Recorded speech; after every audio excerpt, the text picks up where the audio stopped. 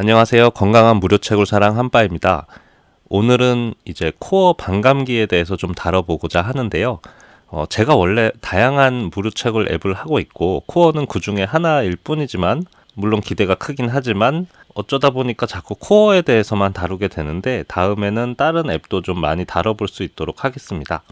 오늘 이 코어에 반감기가 없다는 내용에 대해서 포스팅을 올린 이유는 제 블로그에 어떤 유저분이 댓글을 하나 달아주셨어요. 아니, 코어에 반감기가 있어요. 무슨 말씀이에요? 라는 것 때문에 저도 한번 다시 확인하고 공부해 볼 수 있는 시간을 좀 가져봤습니다. 그리고 여러분께도 이 내용을 공유드리고 싶기에 영상을 찍게 되었습니다. 저희가 아마 여러분들은 이런 그림들을 많이 접하셨을 거예요. 20년도, 22년도, 24년도 이런 식으로 2년마다 공급량이 절반으로 줄어드는 것 같은 사진과 또 2년마다 줄어드는 것 같은 사진과 또 이런 식으로 4년마다 이렇게 감소되는 사진과 이런 것들이 좀 있었는데요. 저희 유저분께서 어떤 댓글을 달아주셨냐면 저 한빠님 비트코인 반감기처럼 코어 코인은 10분당 5,000개가 아니라 10분당 2,500개를 나눠 가집니다. 한빠님이 잘못 이해하고 있는 거예요. 10만 5,120블록 거기까지는 한 블록당 5,000개. 저희가 무료 채굴 그 에어드랍 개념으로 이렇게 끝났죠. 그리고 그 다음 2차 채굴은 다음 10만 5천 블록이 생성될 때까지 이제 한 블록당 절반이 감소된 2,500개를 채굴 유저가 나눠 가지는 거예요. 한빠님이 얘기하는 건 이더리움 거래 수수료로 소각되는 거를 코어 코인도 거래 수수료로 소각한다는 말이에요. 한빠님 코인 공부 좀 하세요. 그리고 기본도 부족하신 모양인데요. 모더라면서 그런 것도 몰랐다니 놀랍네요. 이런 말씀을 좀 해주셔서 한편으로는 좀 속상하긴 했지만 속상하지 기분이 나쁘진 않았어요. 왜냐하면 저는 사실 코인 공부를 여러분께 정보를 알려드려야 하는 입장으로서 많이 하는 편이고 또 내용을 확인하고 믿을 만한 정보를 드리는 게 저에겐 가장 중요한 것이기 때문에 여러 방면으로 알아보고 말씀드린 부분이고 여전히 코어는 반감기가 없다는 거에 대해서 틀리지 않았다고 생각해요. 마찬가지로 저는 모더지만 저희 디스코드에 있는 코어 모더 중에 단 한 분도 반감기가 있다라고 말씀하시는 분도 없고요. 이래서 여기 글을 올려주신 유저분 말고도 다른 유저분들도 이런 혹시 생각을 하실 수 있으므로 코어의 반감기에 대해서 조금 다뤄보고자 합니다. 그래서 내용도 공부하고 공유 드릴게요. 또 다른 글은 이제 비트코인 반감기를 얘기하는 거예요. 21만 240블록. 그래서 4년마다 이제 감소한다는 이제 내용이고 코어는 그의 딱 절반이죠. 그러니까 2년이에요. 2년. 2년마다 감소하는 거예요.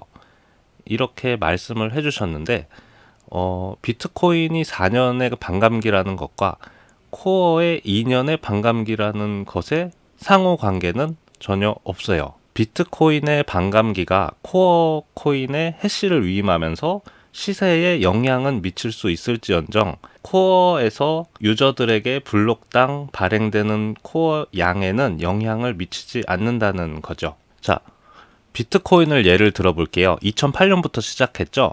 한 블록당 144개예요. 하루에 10분 잡았을 때 하루가 1440분이 그래서 한 블록당 50개씩 처음에 발행을 했어요.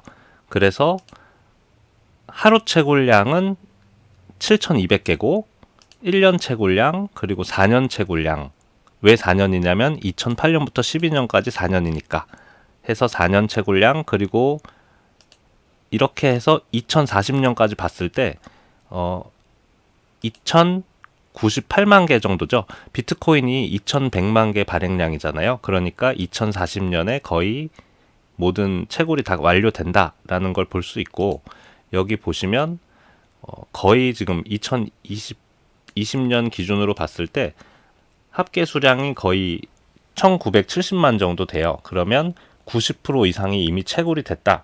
이렇게 보면 맞아요. 비트코인의 경우 반감기가 이렇게 맞죠? 50에서 25, 12.5, 6.25 줄어드는 게 맞는데 자, 그럼 코어를 좀 살펴볼게요. 코어의 경우에는 발행량이 총 21억 개죠. 거기서 저희가 에어드롭으로 뿌려진 양은 5.2억 개 정도 되고요. 그래서 나머지 16억 개가 이제 81년 동안 배포가 돼야 해요. 그래서 지금 보시면 2022년까지 이제 5천 개가 첫 번째 연도에 이렇게 발행이 된 거죠. 저희 5억 2,560만 개까지 끝나고 그 다음부터 반감기가 적용돼서 쭉 언제까지 2100년까지 본다고 해도 지금 총 발행량 자체가 약 10억 개 정도예요. 그러니까 분배되어야 할 양은 16억 개인데 그 나머지 6억 개는 반영되지 않는 거죠. 그래서 반감기가 이렇다 할 것도 아니었고, 말씀드리고 싶은 부분은 백서에도 이런 반감기에 대한 내용이 없다는 거예요. 발행량, 그러면 우리가 한 블록당 얼마를 받을 수 있겠냐에 대한 얘기는 이렇게 돼요. 저희 총 발행량이 21억 개였죠. 거기서 이제 2년간 에어드롭으로 된 게 5억 2,560만 개 정도 되고, 그리고 그러면 이제 남은 81년 동안 81년에서 이제 2년을 빼면 이제 79년 동안 15억 7,440만 개가 나눠져야 하는 거예요. 그래서 이거를 이제 79년으로 80년이 될 수도 있어요. 79년으로 나누게 되면 약 2천만 개 정도가 되고요. 2천만 개 정도를 이제 2천만 개를 나누기 365를 한 게 하루 발행량이에요. 그래서 이 하루에 근데 144블록이잖아요. 10분당 블록이 하나씩 증가되니까. 그래서 한 블록의 발행량이 약 380개 정도 된다는 얘기예요. 현재는 한 블록에 5,000개씩 에어드랍을 했죠, 저희가. 근데 앞으로는 이제 380개 정도가 분배되는 것이다 라고 볼 수 있고요. 때문에 이렇게 다른 모더들도 마찬가지로 53K 또는 54K라고 말하는 게 하루 발행량 이제 55만 4천 또는 5만 3천 그 정도가 된다라는 얘기를 좀 공유드리고 싶었습니다. 그런데 이제 생각해 보면 이런 얘기들 여기 유저분께서 하셨던 말씀과 이런 사진들이 다 돌아다니는 이유가 있었더라고요. 그걸 좀 또 추적을 해보니 이게 뭐냐면 이제 비트코인 사토시 옛날 21년 9월 달에 앱에 있는 백서예요. 보시면 21억 BTC가 생성되고 10분마다 한 개의 블록이 생성되고 각 이제 블록에 대해 5,000개가 제공됩니다. 여기까지 똑같죠. 그리고 21만 블록이 지나면 코인 수량이 절반으로 줄어듭니다. 4년마다 반감기가 있을 것으로 예상됩니다. 이 내용 때문에 그런 거였더라고요. 이 내용을 아직도 그런 줄 이제 알고 계셨던 거고, 사실 이런 내용 때문에 아까 그런 사진들이 돌아다녔던 거고, 이 내용대로라면 4년마다 반감기가 있을 것으로 예상된다 요렇게 되어 있고, 그래서 이런 내용 때문에 요렇게 또 말씀을 해주셨더라고요. 그래서 그러면 울트라 사운드 머니에 대해 설명을 드리려면 여기는 코어다오 홈페이지고요. 여기 보시면 백서가 있고, 백서의 내용을 보면 코어의 총 공급량은 21억 개다. 하드캡을 갖고 있다. 그리고 하드캡 외에 모든 거래 수수료의 일정 비율이 이더리움의 울트라 사운드 머니 모델과 유사하게 소각된다. 그리고 소각 비율은 다오에 의해 결정됩니다. 요거에 대해서 좀 설명드리겠습니다. 우선 울트라 사운드 머니에 대해서 좀 알기 위해서 다양한 정보를 좀 검색해봤는데 이게 찾기가 쉽지가 않더라고요. 그러다가 이제 EIP1559라는 것을 도입하고 이더리움에 요것을 도입하고 235만 이더리움을 소각했다. 뭐 이런 내용도 있고, 울트라 사운드 머니랑 EIP1559랑 뭔가 관련이 있나 보다 해서 좀 찾아봤어요. 공식 사이트에 들어가 봤는데 이더리움 임프로브먼트 프로포절 EIP라고 불리는데, 여기서 155 내용을 이렇게 보니까 블록 크기를 동적으로 확장하고 축소하는 소각과 관련된 수수료 책정 메커니즘이에요. 일시적인 혼잡을 처리하기 위해서 소각되고 블록 크기를 동적으로 확장 축소하는 블록당 고정 네트워크 요금을 포함하는 거래 가격 책정 메커니즘입니다. 이더리움에 관한 얘기인데요. 코인 공부한다 셈치고 한번 들어보시면 그래도 재밌을 것 같습니다. 저희 이더리움이 수수료로 엄청 비싼 거는 알고 계시잖아요. 왜 수수료가 비쌀까? 보면 수수료를 더 많이 낼수록 거래 처리 속도에 우선 순위를 둠으로써 이제 수수료 경쟁을 부추기는 거죠. 수수료를 더 많이 내는 사람 걸 빨리 처리해 줄게. 이런 것 때문에 수수료가 높아졌고 이 높아진 수수료를 채굴자한테 나눠 주다 보니까 전체적으로 공급이 수요를 넘어버린 거죠. 그러면 이제 수수료 경쟁이 높아질수록 공급량이 늘어나고 같이 하락으로 돼 버린 거죠. 거기서 이제 EIP1559는 어떤 역할을 하는 걸까? 울트라 사운드 머니라고 보시면 돼요. 수수료를 경쟁시키지 말고 우선 기본 수수료 값을 만든 다음에 전송량이 많을 때는 거기서 좀 더 수수료를 내고 전송량이 적을 때는 거기서 수수료를 조금 줄어들고, 근데 여기서 중요한 게 기본적으로 발생되는 수수료가 소각된다는 부분이에요. 그러니까 자연스럽게 공급량보다 소각량이 많아지면서 전체 수량이 줄어들고 그에 따른 이제 가치가 상승한다는 부분입니다. 이런 사진 좀 보신 적 있으신가요? 사운드 머니라고 하는 것과 울트라 사운드 머니. 저도 이게 뭔지 몰라서 예전에 많이 찾아봤었어요. 사운드 머니는 건전화폐라고 하더라고요. 건전화폐, 금과 같이 한정된 자원으로 공급과 수요가 어떤 수단에 의해서 딱 확보된 고정된 상태.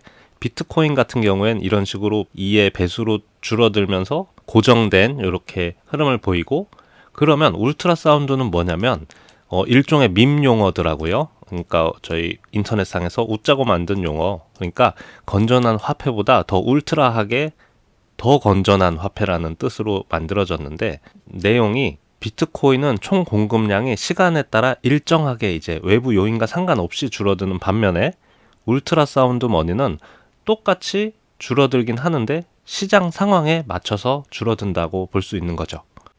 자, 그래서 오늘 이제 다뤄본 내용은 코어는 총 발행량 21억 개라는 말이 이제 이더리움처럼 발행량에 제한이 없는 게 아니라 하드캡으로 21억 개로 제한되어 있고, 또 반감기가 없고 울트라 사운드 머니 모델을 적용한다.